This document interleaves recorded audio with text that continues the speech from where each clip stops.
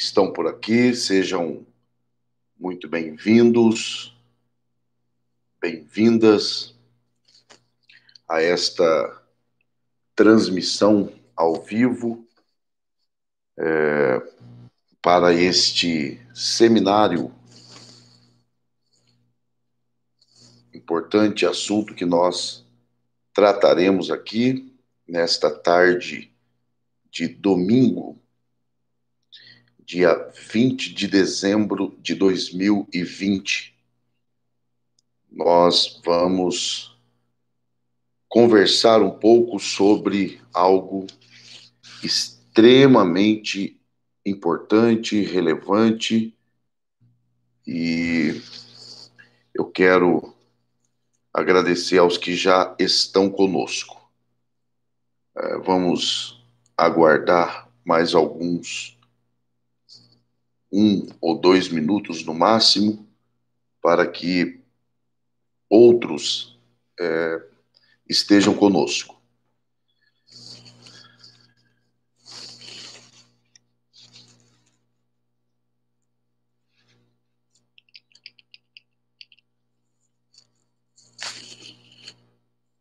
Continuo dando as boas-vindas. Obrigado aos que já estão interagindo conosco. Obrigado pelo carinho de cada um de vocês. Sejam muito bem-vindos e bem-vindas. Nós vamos conversar hoje sobre uma análise teológica e prática sobre a evangelização de uma sociedade pós-moderna. Nós já temos aí pessoas de diferentes lugares: Rio de Janeiro, Uberlândia, Minas Gerais. Querido irmão Adriel, seja bem-vindo.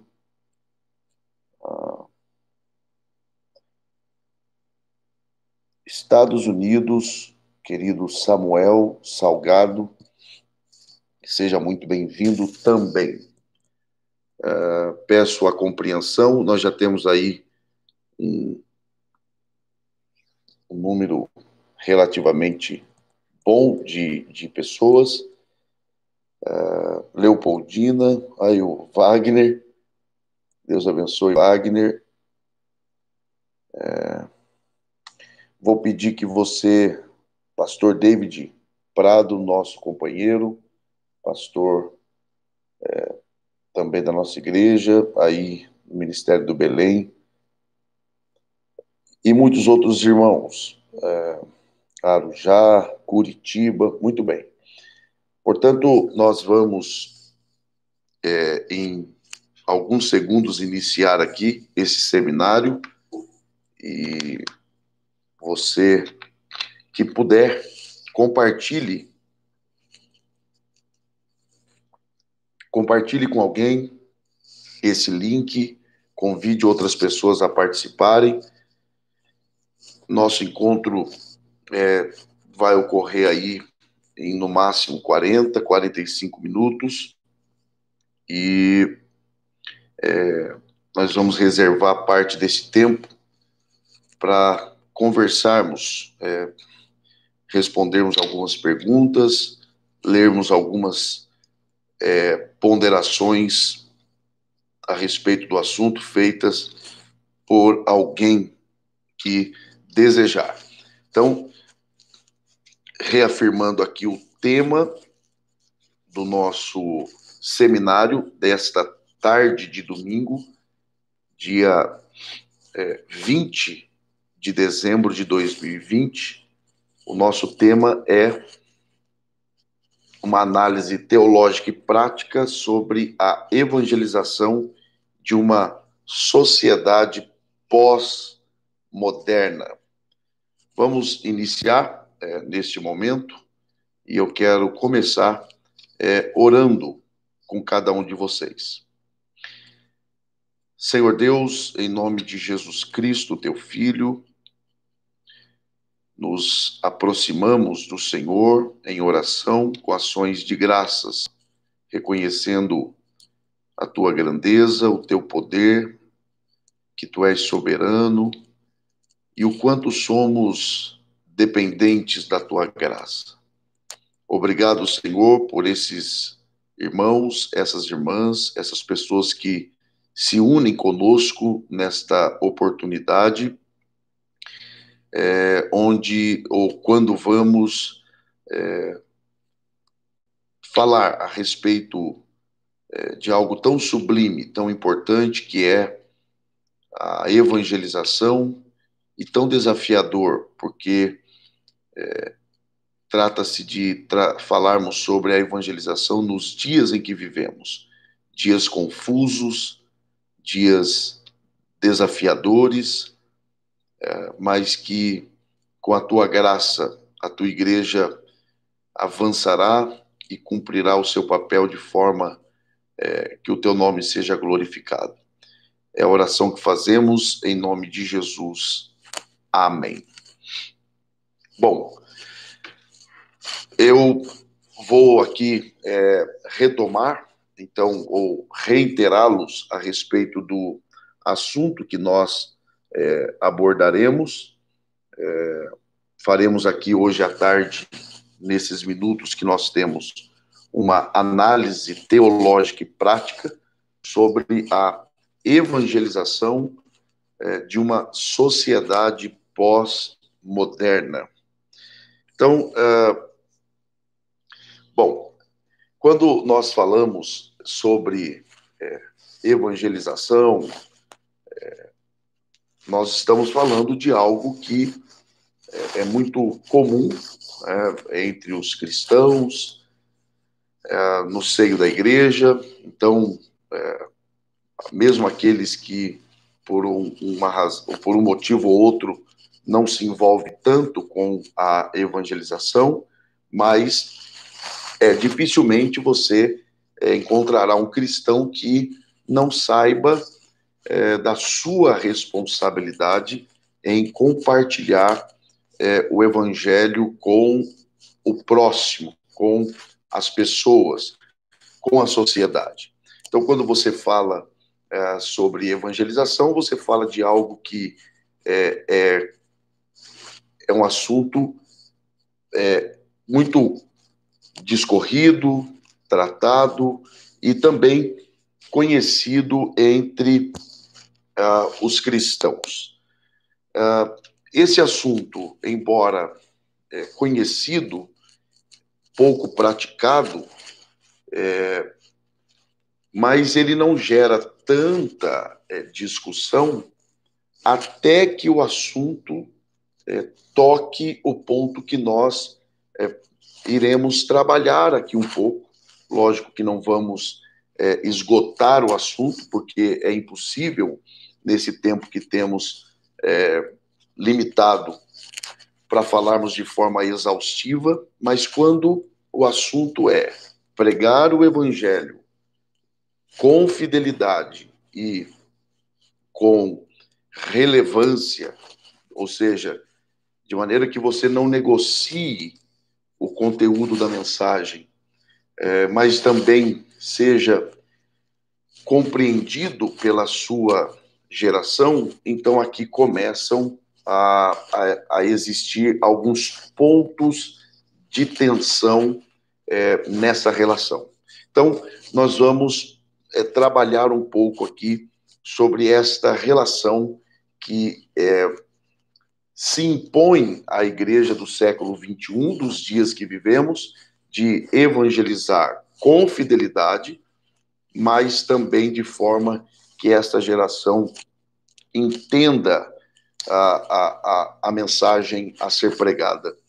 Então, quando você fala sobre essa questão, esse ponto da evangelização fiel e relevante, você está falando sobre a realidade do nosso tempo e a urgente necessidade da evangelização. Esses são dois pontos importantes. Primeiro, nós estamos falando sobre a urgente necessidade de evangelizarmos, e, por outro lado, estamos falando também sobre a necessidade de conhecermos o tempo em que nós estamos inseridos, a realidade deste tempo. Então, enquanto você evangeliza, você precisa conhecer também a realidade cultural, comportamental, a realidade de crença, de expectativas, de perspectivas daqueles que te ouvem. Então, eu quero iniciar aqui com base no que o pastor e teólogo Timothy Keller, ele fala sobre, em seu livro Igreja Centrada, em que ele fala sobre, dentre outros assuntos que envolvem esse tema, em que ele fala sobre a contextualização da mensagem. Então, vamos lá. É lógico que a sua abordagem nesse livro é ampla, é abrangente, mas eu separei aqui para nós começarmos a nossa reflexão uma parte desse todo que o Timothy Keller traz nesse seu livro, em que ele define a contextualização da mensagem da seguinte forma. Preste muita atenção. Contextualização saudável significa traduzir e adaptar a comunicação e o ministério do evangelho a determinada cultura sem comprometer a essência e as particularidades do evangelho. Então, vamos lá. Eu vou tentar aqui expor para vocês o que basicamente Timothy Keller quer dizer com isso. Primeiro, a igreja atual ela precisa reconhecer que compartilhar o evangelho, primeiro, com fidelidade, e segundo, com relevância. Então, como ser fiel e relevante? Como ser relevante sem deixar de ser fiel? E como ser fiel sem deixar de ser relevante na entrega da mensagem? Trata-se do maior desafio da igreja atual. Então, nós temos a responsabilidade de transmitirmos a mensagem com fidelidade, essa é uma responsabilidade, e o que se requer, disse o apóstolo Paulo aos Coríntios, o que se requer do ministro, do dispenseiro do Senhor, é que ele se encontre fiel. Então, o que o Senhor espera de nós na entrega da mensagem é fidelidade. Porém, por outro lado, também se requer que quem nos ouve não somente ouça, mas entenda, compreenda e se sinta atraído por esta mensagem. Então, o equilíbrio entre fidelidade e relevância é, de fato, o maior desafio da igreja do século XXI. Então, alcançar o equilíbrio entre relevância e fidelidade na entrega da mensagem, e isso levará a igreja que conseguir isso, atingir esse equilíbrio, ela, por certo, alcançará aí e colherá excelentes frutos e frutos gloriosos. Um outro escritor que caminha nessa mesma direção, refletindo sobre isso, é o pastor e teólogo e professor Robson Marinho. Ele diz o seguinte, perguntando: será que um formato de pregação que foi consagrado como uma bênção poderosa na vida de uma geração deve, por isso, permanecer inalterado para todas as gerações posteriores? Então, o que ele está propondo aqui é o seguinte: então, porque uma forma de se aplicar, de se apresentar o evangelho há 30 anos atrás, isso porque deu certo naquele tempo, foi consagrado naquele tempo, isso quer dizer que tem que se manter a forma de se entregar, a maneira de se abordar, a maneira de se estabelecer um diálogo evangelizador. Então, essa é a questão dele. Então, eu gostaria que você, que nos acompanha, refletisse sobre isso, pensasse sobre isso, mas não pensasse só sim ou não, não uma resposta simplista apenas, mas uma resposta que te leve a refletir, te leve a pensar, te leve a criar argumentos no sentido de, então, por que uma forma de se pregar há 30 anos atrás deu certo, Deus abençoou, Deus consagrou, então isso quer dizer que eu preciso, então, continuar com esse mesmo método, com esta mesma forma, ou este método, esta forma pode ser ou deve ser reavaliado à medida que o mundo sofre alterações. Perceba que eu estou falando da forma de se entregar, da forma de se evangelizar, e não daquilo que é a base ou o conteúdo da mensagem. É claro que você sabe, a título de lembrança, é lógico, de que nós só estabelecemos a comunicação, ou seja, a comunicação, ela de fato acontece, não quando eu falo, tá? Isso é parte da comunicação, mas a comunicação ela só ocorre quando o que eu estou falando não só é ouvido, entendido ou compreendido, mas também é aplicável à realidade da pessoa que me ouve. Então, nada, com base nisto, nada é mais trágico do que uma evangelização que não se estabelece essa comunicação, que não se cria esse vínculo de empatia, de envolvimento com a realidade dos que ouvem a mensagem pregada.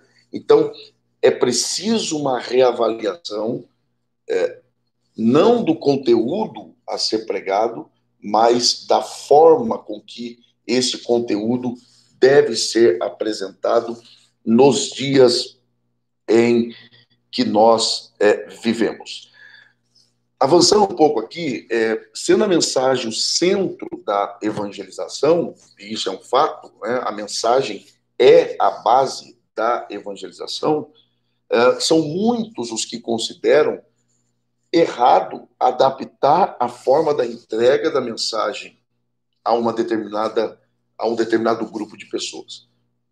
Então é possível que você dialogue com alguém que vai dizer não, não se pode alterar a forma, não se pode alterar os métodos, não se pode alterar aquilo que nós aprendemos como meio de se anunciar o evangelho.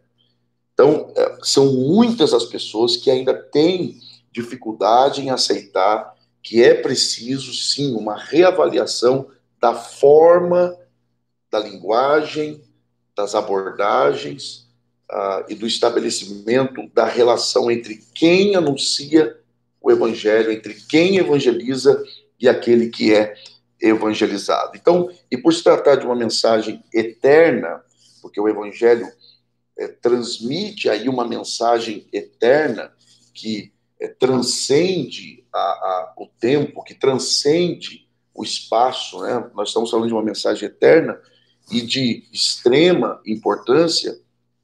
É aí que a igreja deve se dedicar o máximo para que as pessoas a compreendam. Então, é exatamente o contrário. Alguém dirá assim, não, eu não posso alterar. E percebam que o que eu estou falando aqui não é o que pregar, o que usar para se evangelizar em termos de conteúdo, de mensagem. O que eu estou falando é a abordagem, a forma, os meios, o método a ser usado para se transmitir.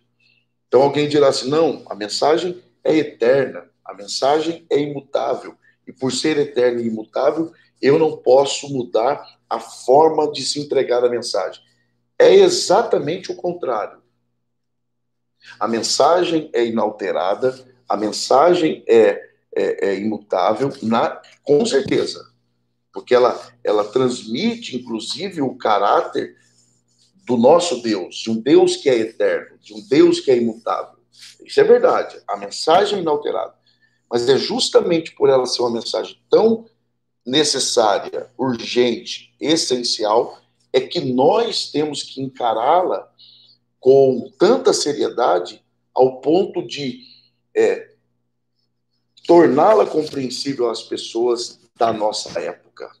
Então, histórica e biblicamente falando, a mensagem ela não é alterada, mas se você observar todo o processo, em cada geração, Deus ele foi se utilizando de meios, métodos que dialogaram com a época vivida pelo seu povo. Então, essa mensagem, ela procede de Deus, ela é destinada a pecadores e tem como principal alvo comunicar a obra da redenção que foi realizada de forma perfeita por Jesus Cristo. E aí é que está a importância de se transmitir o evangelho de forma compreensível, principalmente os que têm a experiência prática na evangelização. Então, é preciso levarmos, sim, isso em consideração. Agora, por que são poucos os que realmente transmitem a mensagem com eficácia ou com relevância? Então, de repente, a pessoa transmite o evangelho. Vamos lá, vamos pensar um aspecto bem prático, né? Porque essa é uma análise teológica e prática.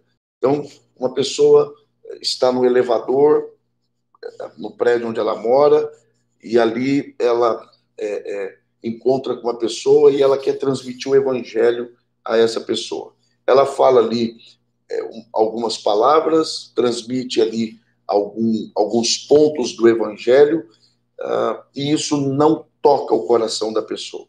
A grande questão é por que nem sempre, e para ser bem sincero, quase sempre, quem transmite a mensagem não transmite com eficácia ou com relevância. Pode ser por algumas razões. Vamos lá. Primeira, pode ser, hipoteticamente, falta de preparo. Então, a pessoa, ela decora ali alguns pontos, como, por exemplo, Jesus te ama, Deus tem um plano para a sua vida, Deus quer mudar a sua vida, são partes do evangelho, tudo isso é parte do evangelho, é claro, mas são frases soltas, são frases lançadas, e se não bem aplicadas, ficam sem sentido.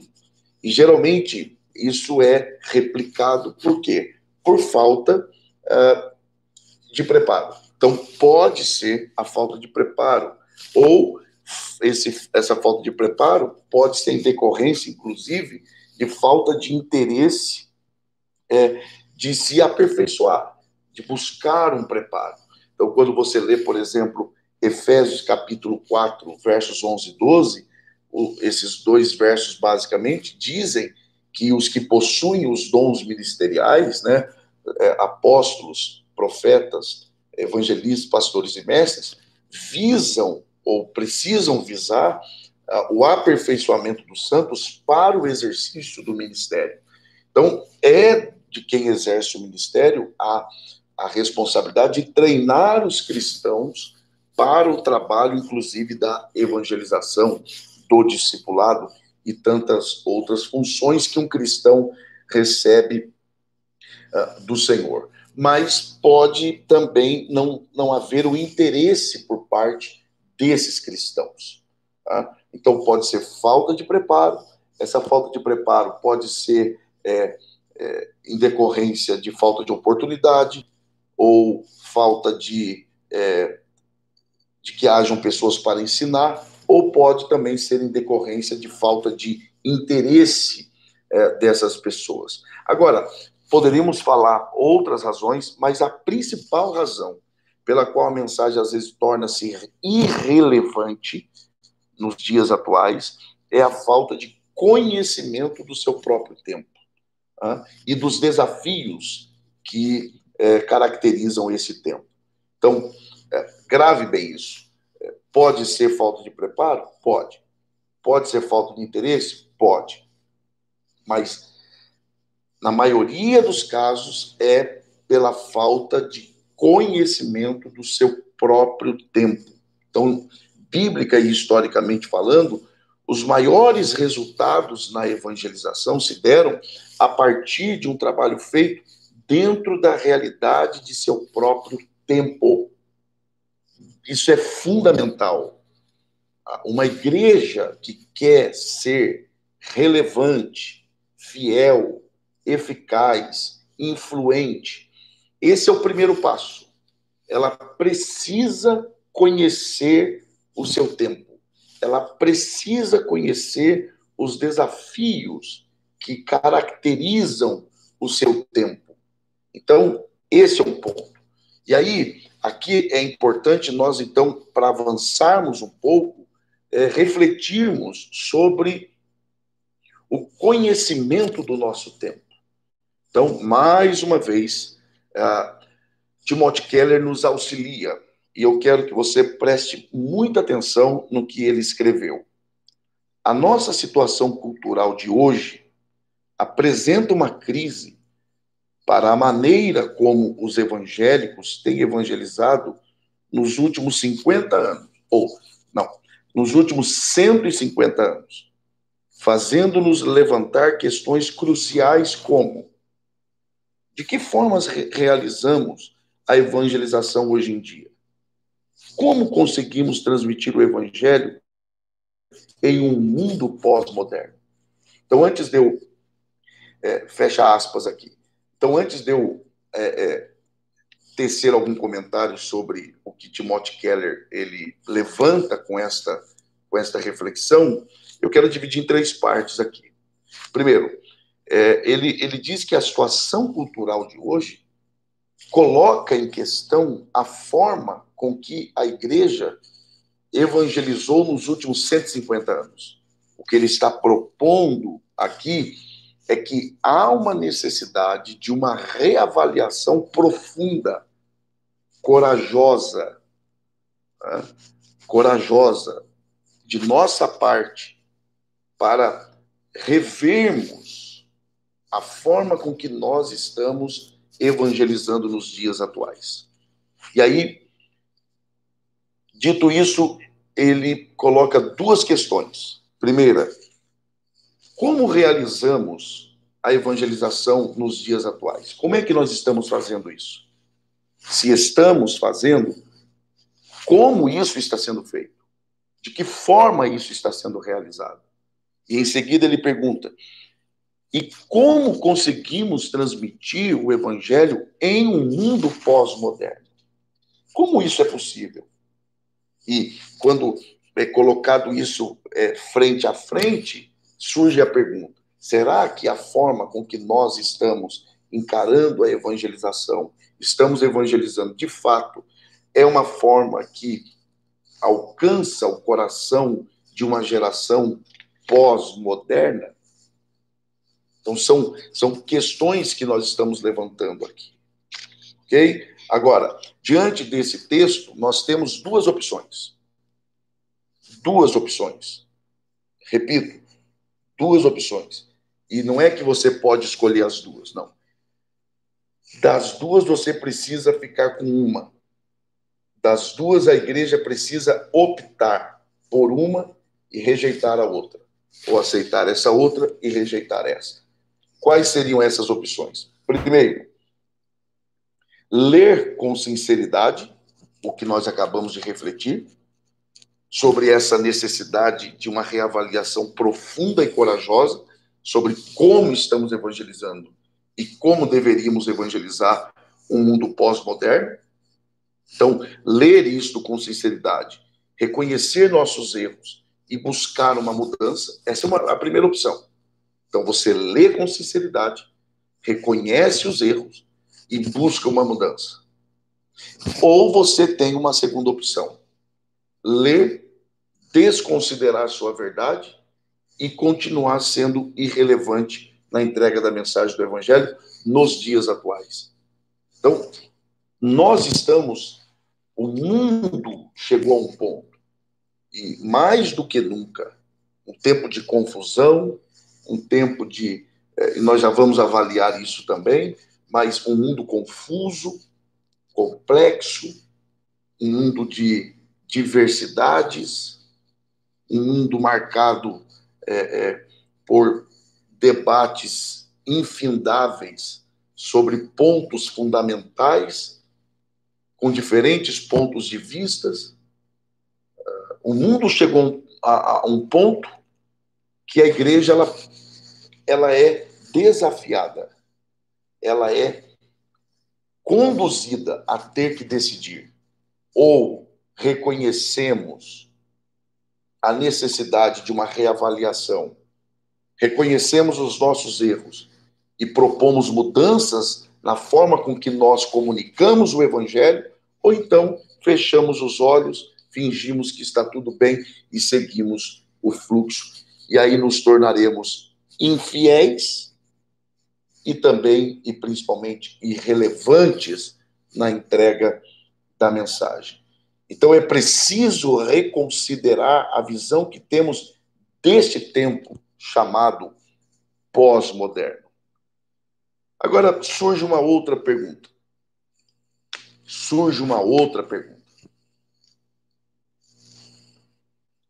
Por que devemos conhecer o nosso tempo? O que é que tem que... O que eu preciso ter em mente, no meu coração, que deve me levar a pensar e a desejar conhecer o nosso tempo? Então, há aqueles que digam que é desnecessário conhecer o tempo, conhecer as características do seu tempo. Sempre vai haver quem diga isso. Não, basta pregar o evangelho, basta falar como sempre falamos, não é preciso uma análise do seu tempo, não é preciso conhecer o ambiente em que se está. Então há sempre quem diga isso. Agora, embora o evangelho seja uma escolha de Deus para salvar os que creem, como está em Romanos 1:16, 1 Coríntios 1:21, que são textos que evidenciam o fato de que o evangelho é a escolha de Deus para salvar a todos que creem, devemos considerar também que que quem compartilha o evangelho são seres humanos. Então, quem foi enviado a pregar o evangelho não são anjos, não são seres divinos, não são seres celestiais, nem angelicais. São seres humanos. Então, o Senhor Jesus deu a ordem: ide pregai a homens, seres humanos. Tá? Marcos 16:15. Com base nisso, temos que entender que esse entregar a mensagem envolve a vida humana. E isso tem que ser levado em conta. Tanto no que diz respeito a quem prega, como a quem ouve. Então, quando o Senhor Jesus deu a ordem para que homens, mulheres fossem e pregassem o evangelho, ele não está desconsiderando o fator humano. Pelo contrário, isso tem que ser considerado. Isso tem que ser levado em conta. Ou seja, quem prega é ser humano e quem ouve é ser humano. Envolve a vida humana e isso tem que ser levado em conta. Ou seja, o que é que tem que ser levado em conta? Sentimentos humanos que oscilam conforme as circunstâncias.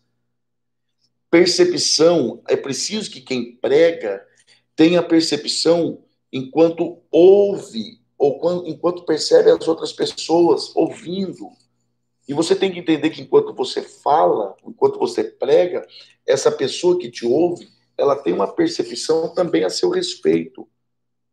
Há também expectativas quanto ao que está sendo apresentado, necessidades que marcam a vida de todas as pessoas. Então, quando eu vou evangelizar, eu preciso ter isso em mente. Quem está me ouvindo é um ser humano que possui expectativas. Quais são essas expectativas? Essas expectativas são geradas a partir do quê? Da cultura que essa pessoa está inserida. Então eu preciso conhecer essa cultura, eu preciso conhecer este mundo, eu preciso conhecer a realidade que envolve as pessoas que me ouvem. O que é que essas pessoas estão ouvindo? O que é que essas pessoas estão assistindo? Quem essas pessoas ouvem? Qual é a visão que essas pessoas têm de verdade, de religião, de política, de economia, e por aí vai. O pregador, ele precisa ser um homem, uma mulher. Quem evangeliza precisa conhecer o seu tempo, ele precisa conhecer a realidade do povo que lhe ouve. A mensagem procede de Deus, ela é espiritual e eterna, mas ela é transmitida por homens e a homens, e também diz respeito aos homens. A sua fonte é espiritual, a sua fonte é eterna, a sua fonte é divina, mas o instrumento que Deus escolheu usar para transmiti-la é humano, e o alvo da mensagem é humano. Então, isso precisa ser levado em conta. Então, por que nós precisamos conhecer o nosso tempo? Primeiro, porque este é o nosso tempo. Então, se você está anotando, se você está aí registrando, por que para evangelizar eu preciso conhecer o meu tempo? Porque este é o meu tempo. É nesse tempo que a igreja está estabelecida e ela é chamada a cumprir a sua missão. É nesse tempo, não é no passado, não é no futuro, é nesse tempo. Segundo, ainda que a mensagem que prega seja eterna, a igreja é enviada em um tempo específico da história, que tem marcas específicas. Qual é o tempo? O tempo que nós vivemos. E terceiro e último, isso requer percepção do seu tempo. A igreja precisa ter sensibilidade. A igreja precisa parar e conhecer o seu tempo, analisar o seu tempo, avaliar o seu tempo. Então, por quê? Porque é impossível que a igreja seja útil e relevante sem conhecer o seu tempo. Como é que eu vou ser útil na vida de alguém se eu não sei quais são as necessidades desse alguém, os anseios desse alguém, as expectativas desse alguém, as paixões desse alguém, o que mexe com o coração desse alguém? Eu preciso conhecer, eu preciso ter acesso a isso. Eu preciso dedicar tempo a isso. Porque, além disso facilitar a entrega da mensagem, o conhecimento do tempo demonstra também amor. Então, por exemplo, uma pessoa que sai do Brasil vai morar em outro país. Vamos pensar aí, lá no Uruguai. Vamos pensar no Uruguai, que fala o espanhol. Uma pessoa que passa ali 10 anos morando e nunca se interessou por aprender o espanhol. Um uruguaio pode se sentir menosprezado. Ele pode dizer, ora, essa pessoa mora aqui há tantos anos e nunca se interessou em conhecer o que é básico desse povo, que é o idioma. Mas quando a pessoa vai ao país e se dedica a conhecer a cultura, o idioma, a realidade daquele povo, além de facilitar o seu trânsito entre aquelas pessoas, essa pessoa demonstra também o quê? Empatia, amor, interesse, valoriza a cultura, o idioma daquele povo. Da mesma forma, a igreja.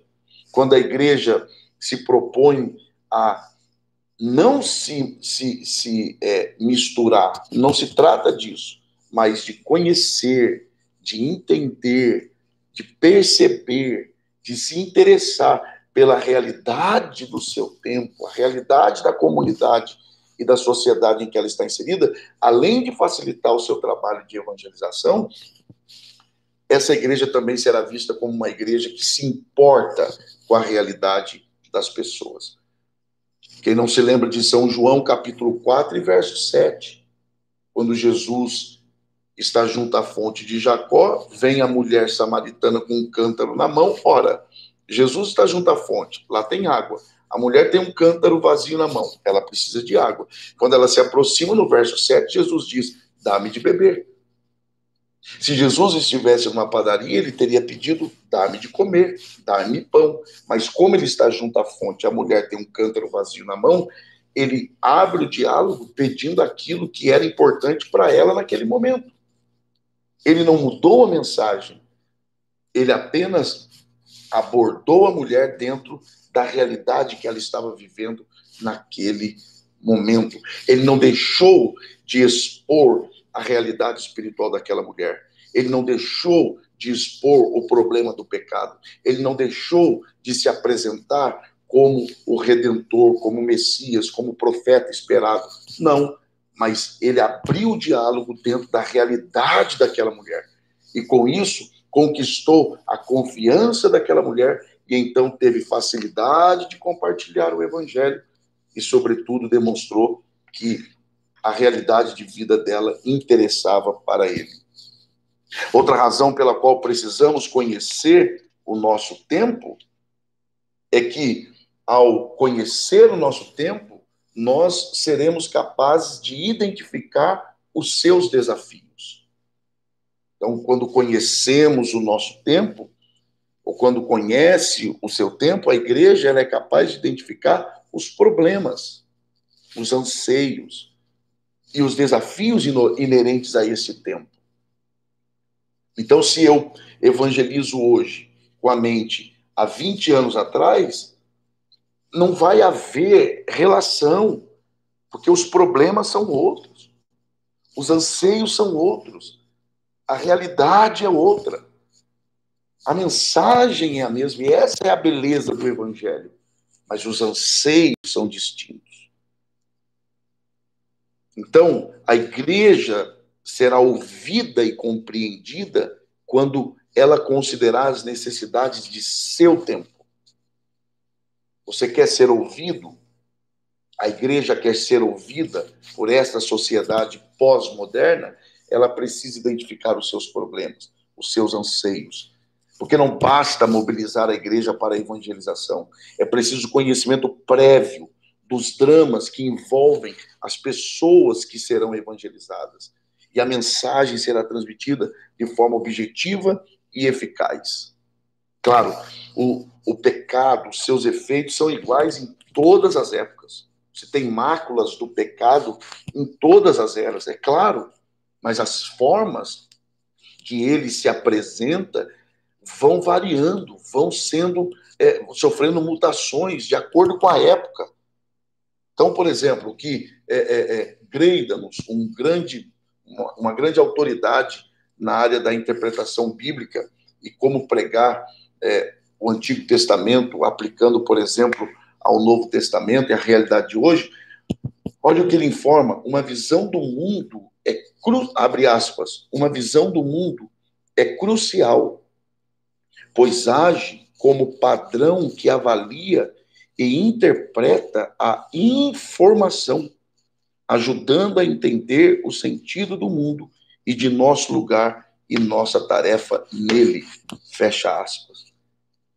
Então, quando a igreja se propõe a conhecer o seu tempo, os seus desafios e problemas, ela é capaz, então, de quê? Primeiro, identificar-se com ele, com o seu tempo, com essas pessoas. Segundo, conhecer a sua própria função dentro do propósito de Deus nesse tempo.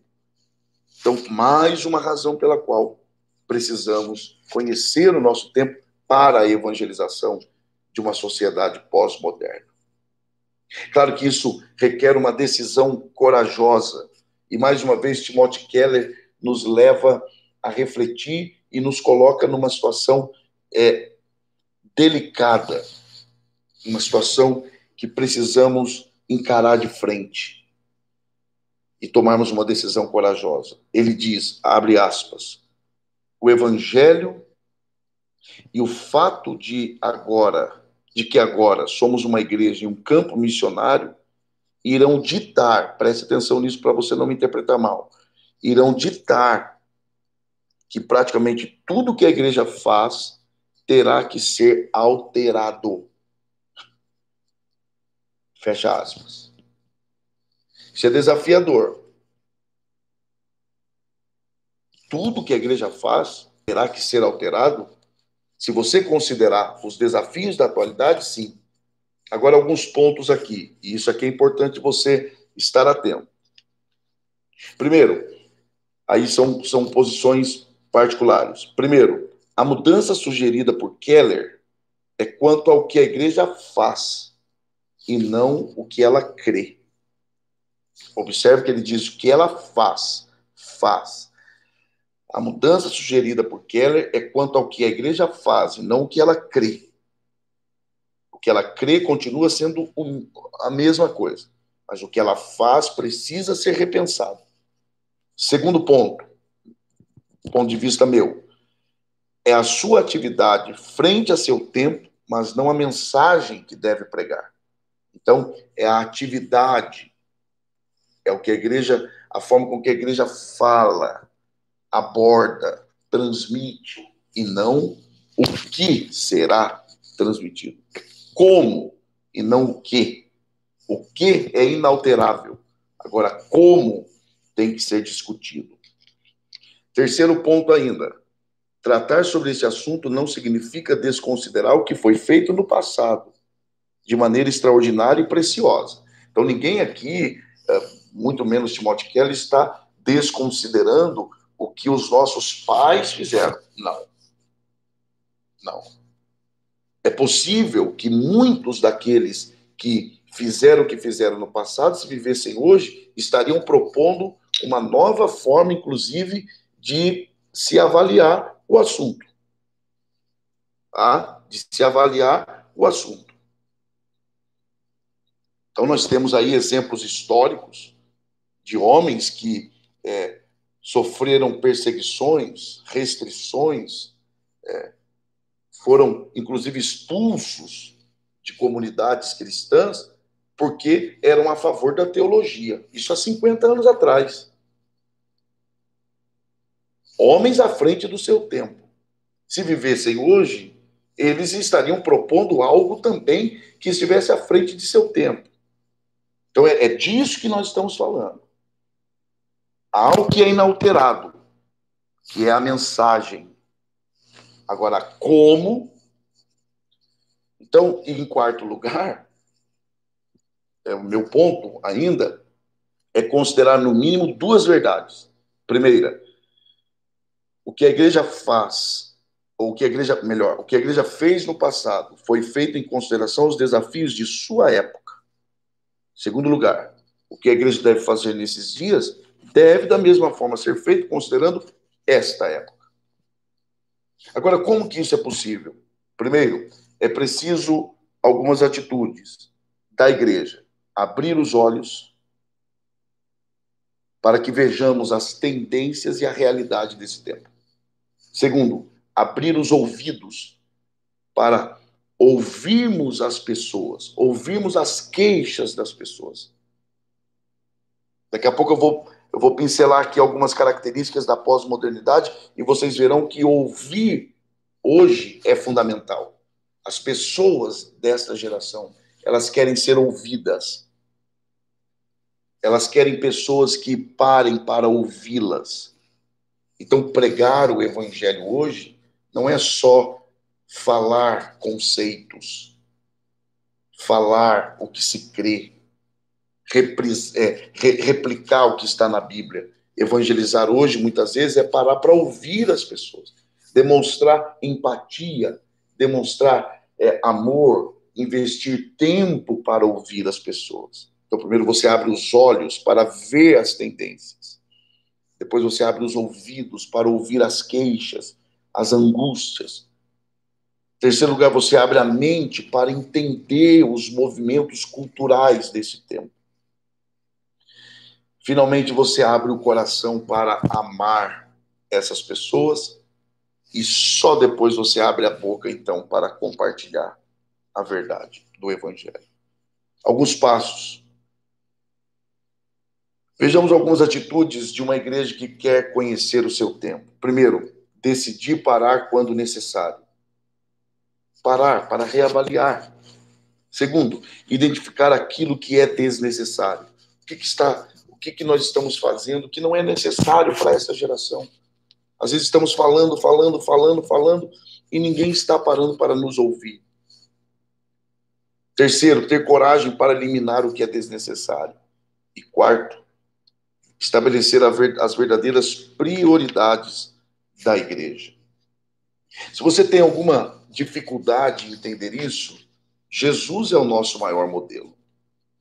Ele é o maior exemplo de contextualização.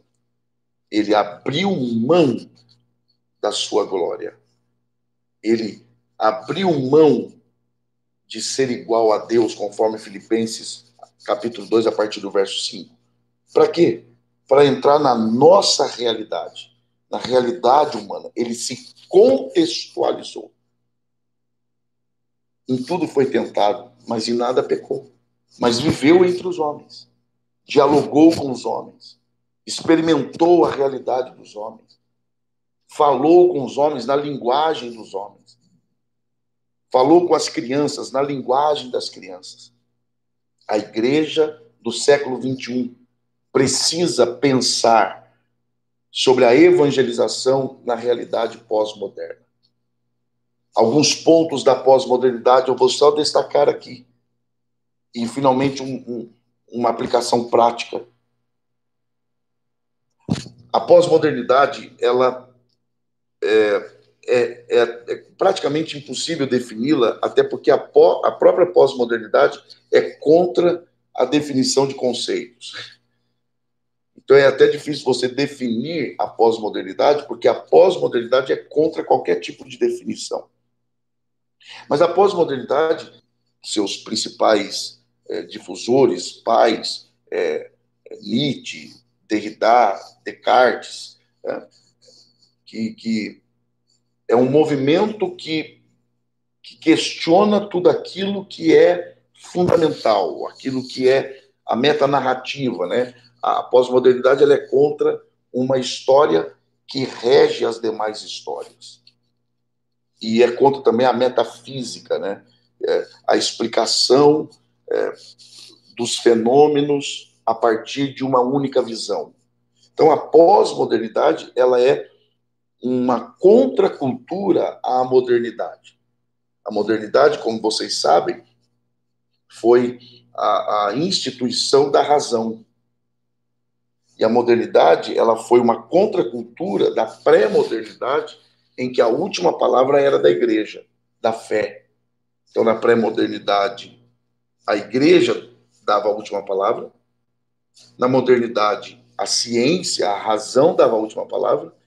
E na pós-modernidade, todos dão a última palavra de acordo com o que querem. Então, na pré-modernidade, a fé, na modernidade, a ciência, e na pós-modernidade, quem quiser falar. E toda visão tem que ser respeitada. Porque você tem aí alguns fenômenos. Pluralismo, quanto mais fora do padrão, melhor.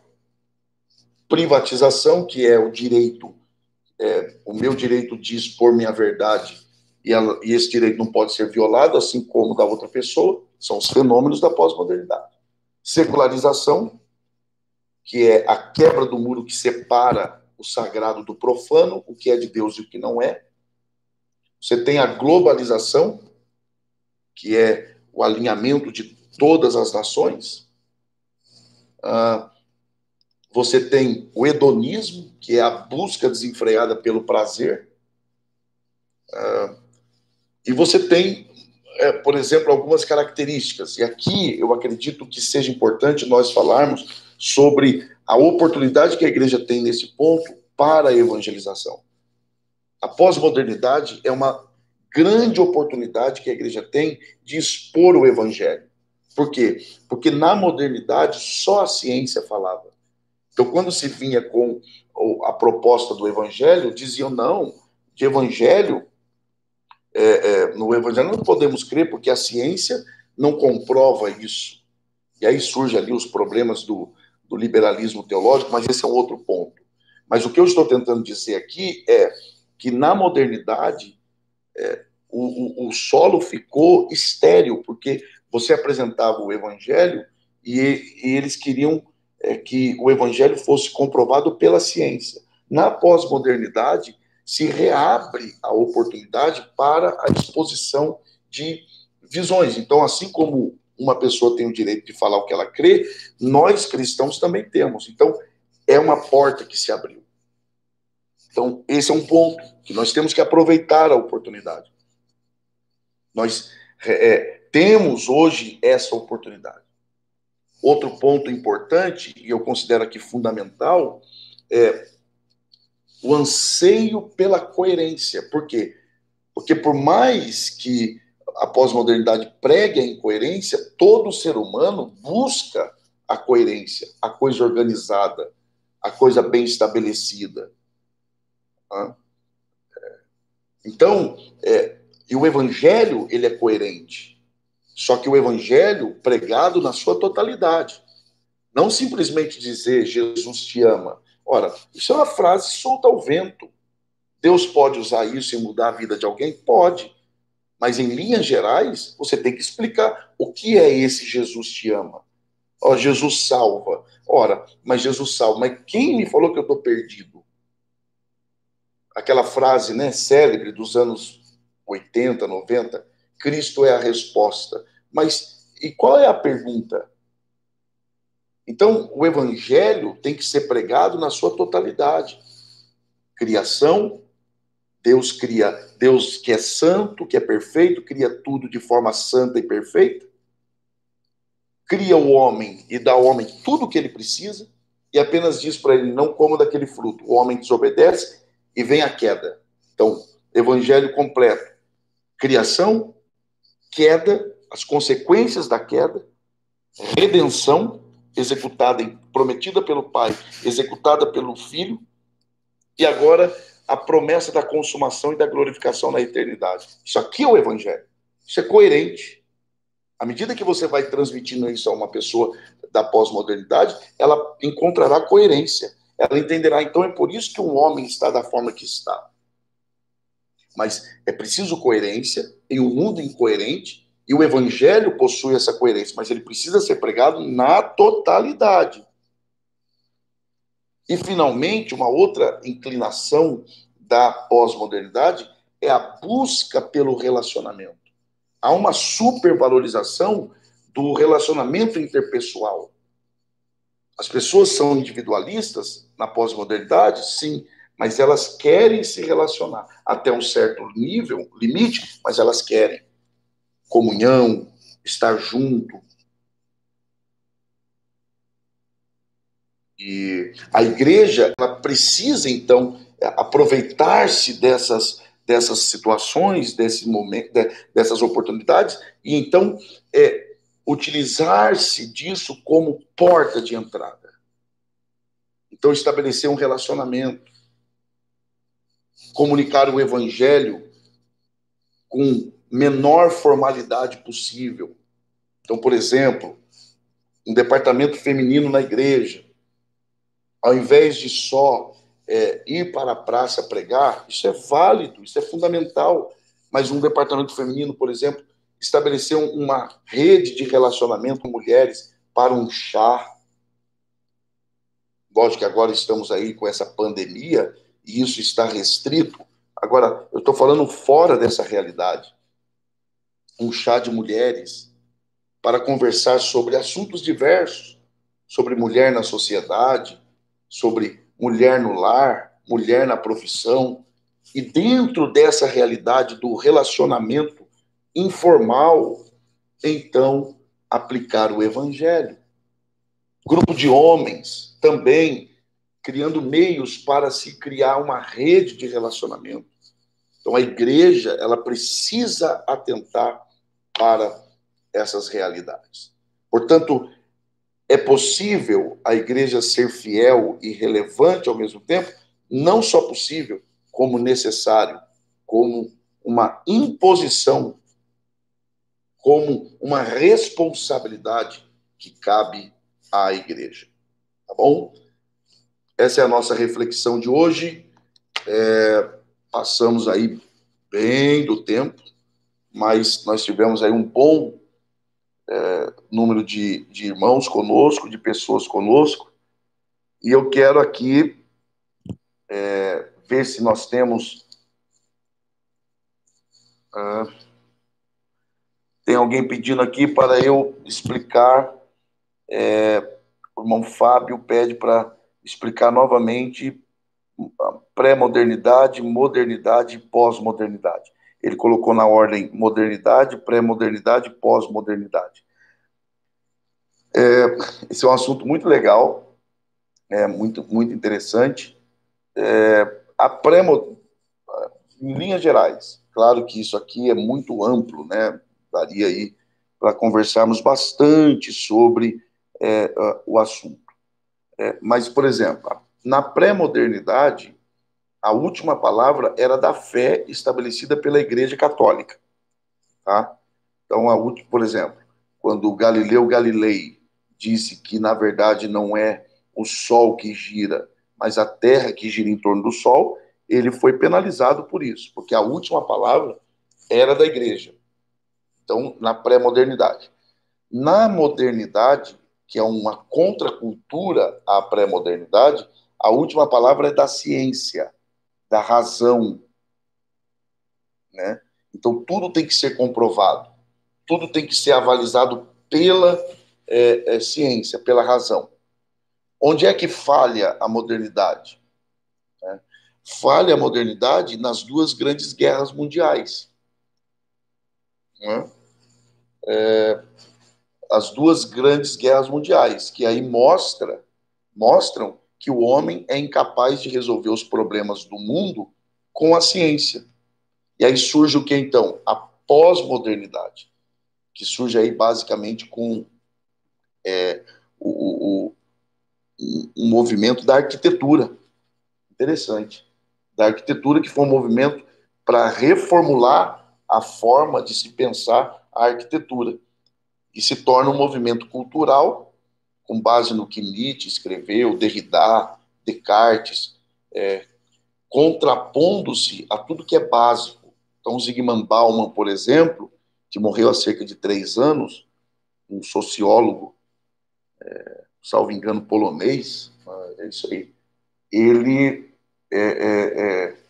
ele escreveu muito sobre isso, né? Sociedade líquida, amor líquido, que nada nessa geração pós-moderna é sólido, tudo se desfaz. O que é de manhã não é à tarde, o que é à tarde não é à noite, o que é à noite não é de madrugada, e o que é de madrugada não é de manhã.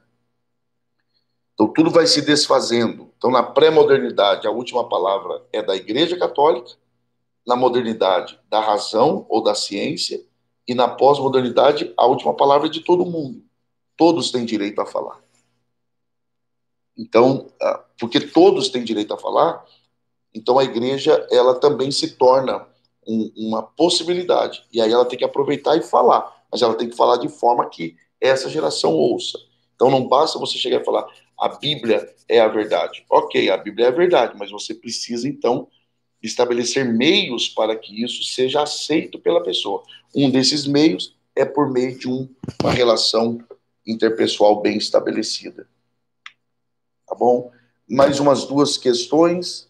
Eu quero mandar um abraço e um beijo carinhoso e especial para a minha família. Eu estou no Rio Grande do Sul, em Palmeira das Missões. Minha família está em casa, em Guarulhos. Joselma, minha esposa, e minhas filhas, Sofia e Radassa, essas 3 mulheres da minha vida que eu amo. Um beijo para a minha família. Deixa eu ver se tem alguma pergunta aqui. Um abraço à irmã Jaqueline, a todos os nossos irmãos aí de Petrópolis também. Vamos ver se tem mais alguma pergunta. Mais uma ou 2 perguntas para nós encerrarmos, para que da próxima vez que eu convidá-los, vocês estejam aqui. Muito bem.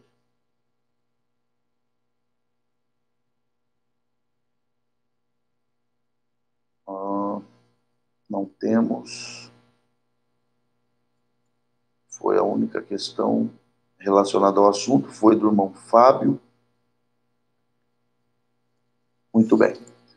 Bom, Deus abençoe, um prazer ter estado aqui com vocês nesse tempo. Espero de todo o meu coração que esse tema tenha ajudado você de alguma forma a refletir sobre, refletir teológica e praticamente sobre a evangelização de uma sociedade pós-moderna. Ok? Então, Deus abençoe. Eu vou orar mais uma vez com você. Eu quero agradecer ao Douglas, que me ajudou, aliás, me ajudou mais uma vez na organização. Que Deus em Cristo abençoe ao Douglas e a todos que nos acompanharam. Tá bom? Vamos orar agradecendo ao Senhor. Deus, obrigado por esse tempo tão precioso que o Senhor tem nos concedido nessa tarde de domingo, dia 20 de dezembro de 2020. Obrigado, Senhor, por tua bondade, o teu amor e a tua misericórdia. Pela vida de cada um dos teus servos, das tuas servas, de todos e todas que nos acompanharam e aqueles que ainda vão nos acompanhar. Aplica, Senhor, cada palavra dita, refletida, e ajuda a tua igreja, Senhor, a entender esse tempo tão conturbado, complexo, confuso, mas a tua palavra tem resposta para tudo. Ensina-nos o caminho da fidelidade e o caminho da relevância. Ajude-nos, ó Deus, a nos mantermos fiéis na entrega do conteúdo da mensagem, do Evangelho, mas que sejamos também, Senhor, relevantes na forma com que anunciamos a mensagem. Que o teu nome seja glorificado. Abençoe a cada um dos teus servos, das tuas servas, de todos e todas que nos acompanham, bem como suas respectivas famílias. É a oração que fazemos em nome de Jesus. Amém. Muito bem, Deus abençoe.